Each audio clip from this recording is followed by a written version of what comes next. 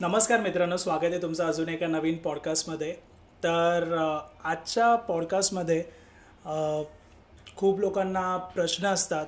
कधी कोण स्वामींचं करतं, कोण साईबाबांचं करतं, कोण दत्त महाराजांचं करतं.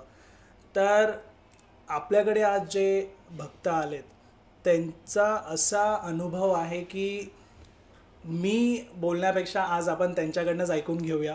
आणि तुम्हाला पण ऐकताना समजून जाल तुम्ही पण की आपण जसं म्हणतो की सबका मालिक एक, तर ते का म्हटलं जातं आजच्या पॉडकास्टमध्ये तुम्हाला ते समजेल. नमस्कार ताई. नमस्कार. आपल्या ऑडियन्सला एक तुम्ही शॉर्ट इंट्रोडक्शन द्या.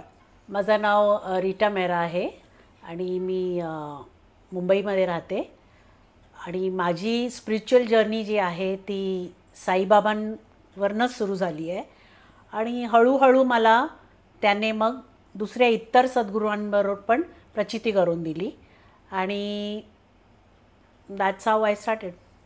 सर्वात आधी मला हे विचारायचं आहे की साईबाबांची भक्ती तुम्ही म्हटलात बरोबर, तर ही कधीपासून स्टार्ट झाली आणि त्याच्यात तुम्हाला काय अनुभव आले? ॲक्च्युली हे 1993मध्ये मी माझ्या फॅमिलीबरोबर, फॅमिली म्हणजे मी, माझे मिस्टर आणि माझ्या मुलीबरोबर आम्ही त्र्यंबकेश्वरला गेलेलो. ओके. तिथे आम्ही पूजा करायला गेलेलो. तर 1-2 तासामध्ये आमची ती पूजा संपन्न झाली आणि संध्याकाळी 6 वाजता आमची मनमाडवरून रिटर्न बॉम्बेला ट्रेन होती. तर माझे मिस्टर म्हणायला लागले की आता आपली पूजा तर संपली, 10-10:30ला वी वर डन, तर आता काय करायचं, आपण कुठे टाईमपास करूया. तर माझे मिस्टर अगोदर शिर्डी एकदा जाऊन आले होते आपल्या बॅचलर डेजमध्ये. ओके. तर त्यांना असं वाटलं होतं की ते मलाही घेऊन जावं, पण माझी जशी होती की बाबा मला माहिती नाही कोण आहेत ते साईबाबा आणि असं कसं कुठेही आपण निघून जायचं. तर मी त्यांना म्हटलं की नाही, मला विश्वास नाही आहे, आपण इथेच कुठेतरी रेस्टॉरंट आणि इकडे तिकडे आपण टाईमपास करूया आणि 6 वाजता आपली ट्रेन आहे, काय प्रॉब्लेम नाही आहे. पण एनी हाव म्हणतात ना की जब आपका बुलावा होता है तो कोई बहाना नहीं चलता है, बराबर पहुंचते, बुलावा आ जाता है. आणि नेमकं तसंच झालं. माझ्या मिस्टराने मला कन्व्हिन्स केलं की आपण जाऊया. तर मी I was a first staunch believer of Shiv. Okay. तर मला असं वाटायचं की देवच सगळं आहे, सद्गुरू असं मला कधीच माहिती नाही का सद्गुरू पण असतात. ओके. मला असं वाटायचं नाही, देवच आहे. तर झालं, त्याने मला कन्व्हिन्स केला. मी म्हटलं चला आपण जाऊया. आम्ही कॅब केली, शेअर टॅक्सी केली. आमच्याबरोबर एक कपल होता, ते प्रत्येक महिन्याला शिर्डीला जायचे. ओके. तर त्याने मला विचारलं की तुम्ही काय फर्स्ट टाईम चालला आहेत का? म्हटलं हो. म्हणे आम्ही प्रत्येक महिन्याला येतो शिर्डीला. तर मी म्हटलं असं काय आहे तिकडे की तुम्ही प्रत्येक महिन्याला येता? म्हणे खूप चमत्कारी आहेत ते साईबाबा.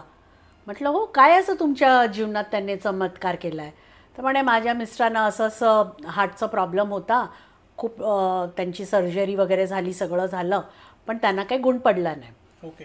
आणि कोणीतरी आम्हाला सांगितलं की तुम्ही शिर्डीला जा आणि तिथे तुमचं सगळं व्यवस्थित होईल. म्हणते ना डूब ते को तिनके का सहारा. पण ती बाई म्हणायला लागली की आम्ही म्हटलं चला आपण जाऊया शिर्डीला. पण मला असं वाटलं की सायन्सच्या पुढे पण काय आहे का, असं मी माझ्या मनात विचार केला. पण तिला काय सांगितलं नाही, कारण तिची जी आस्था होती आणि विश्वास होता ना, ते बघून मला असं वाटलं की I should trust her. Okay. पण इंटरेस्ट असा नव्हता. ती सांगायला असं असतं तसं होतं, साईबाबा हे करतात, साईबाबा ते करतात. तर मी इंटरेस्टच दाखवला नाही. पण म्हटलं ठीक आहे, तर प्रवास आहे, आपल्याला 2-3 तास यांच्याबरोबर जायचं आहे, तर काहीतरी आपण गप्पा गोष्टी करूया. आणि ते लोक त्या रात्री तिथे स्टे करणार होते आणि आम्ही मनमाडवरनं संध्याकाळी 6 वाजता आमची ट्रेन होती. तर टॅक्सीवाल्याला मी सांगितलं की भैया आप लेके तो जा रहे हो हमको शिरडी, बट क्या 6 बजे से पहले आप हमको शिरडी मनमाड छोड़ दोगे क्या? ओके. बोला हाँ मैं आपको छोड़ दूंगा. तो मैं बोला क्या हवाई जहाज चलाओगे क्या? तो बोला वो आप मेरे पे छोड़ दो ना, ओके. आपकी ट्रेन आने से पहले आप मनमाड में होगे. तर मला असं वाटलं की ह्यांचा बिझनेस आहे, ह्यांना काय फरक पडणार, हो ह्यांना काय फरक पडणार, माझी ट्रेन सुटली तर म्हणणार अभी क्या करेंगे, ट्रॅफिक था, ये था, वो था. तरी मी चढ़ताना टैक्सीमध्ये त्याला म्हणते उधर क्या गर्दी वर्दी नहीं होती है क्या, मतलब पूरा मंदिर खाली मिलेगा क्या, कि लाइन नहीं है और Direct जैसे दर्शन, हाँ साईं बाबा मेरे लिए ही बैठे हैं कि भाई आओ और दर्शन करो. तो बोला नाही लाईन भी होती है बट आप चलो ना. तर मी माझ्या मिस्टरांना सांगितलं की मला ना हे जरा काय कम्फर्टेबल वाटत नाही आहे, पण चला ठीक आहे आपण जाऊया. आणि मे महिना होता, भयंकर गरमी आणि मला तेवढी गरमीची सवय नव्हती, पण गेलो आम्ही. तर शिर्डी पोचलो आम्ही. तर त्या टॅक्सीवाल्याने मला सांगितलं की तुम्ही ना चपला गाडीमध्येच ठेवा ओके. आणि तिथून तुम्ही ताट वगैरे घ्या आणि आतमध्ये जा. म्हटलं ठीक आहे. मी ते चपला तिथेच काढल्या आणि टॅक्सीच्या बाहेर पाय ठेवला जमिनीवर, तर एवढी हीट होती की माझे हे पाय खालून ना चिकटले आणि सगळी साल निघून गेली. ओके. इतकी गरमी होती. इतकी गरमी आणि मला सवय नाही. तर मी काय केलं, धावली, सरळ धावून आणि सरळ समाधी मंदिरमध्ये. ते मार्बलची फ्लोरिंग वगैरे ते मला बरं वाटलं जरा. तर मी म्हटलं की देवा तू मला बोलवलंस पण हे एवढी वेदना देऊन की आता तुझ्याकडे तर माझं लक्ष जाणारच नाही आहे आणि मी हेच बघत राहणार. पण एनिवे त्याला जसे दर्शन द्यायचे होते. माझ्या मिस्टराने, माझी मुलगी तेव्हा खूप लहान होती, 4 वर्षाची होती, तिला समाधी मंदिरवर ठेवलं आणि अक्षरशः मंदिरमध्ये एक पाखरू पण नाही. ओके. फुल एम्प्टी. अच्छा. तर मी गेली आणि पंडितजीने मला सांगितलं बघा हे साईबाबा आहेत. तर मी बघितलं, म्हटलं ठीक आहे साईबाबा असतील. मग मी बघायला लागली इकडे तिकडे की बाबा कसं आहे, एवढं मार्बलचं केलं आहे ते. अच्छा अच्छा असे साईबाबा आहेत का. म्हणजे अजिबात ज्याला म्हणतात ना बेमन से मैं गई थी. पण सगळं झाल्यानंतर माझे मिस्टर म्हणाले आता आपण निघायचं. म्हटलं हो निघायचं. तर मला असं वाटलं की चला आपण ॲट लास्ट नमस्कार करणं गरजेचं आहे, कारण किती झाले तरी ते सद्गुरू आहेत. मला त्यांचा अनुभव नाही आहे म्हणजे याचा अर्थही नाही की त्यांची प्रचिती नाही होणार मला.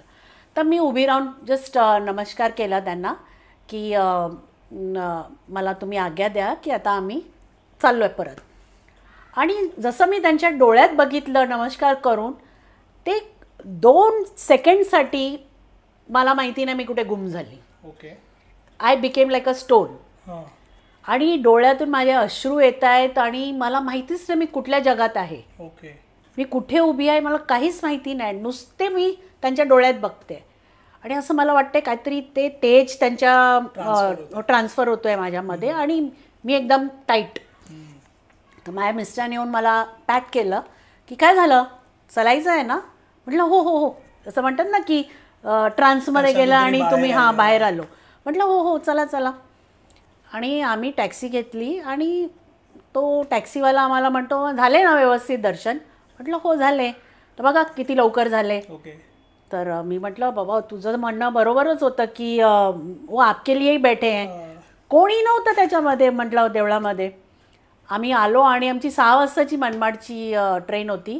5:30ला आम्ही प्लॅटफॉर्मवर. ओके.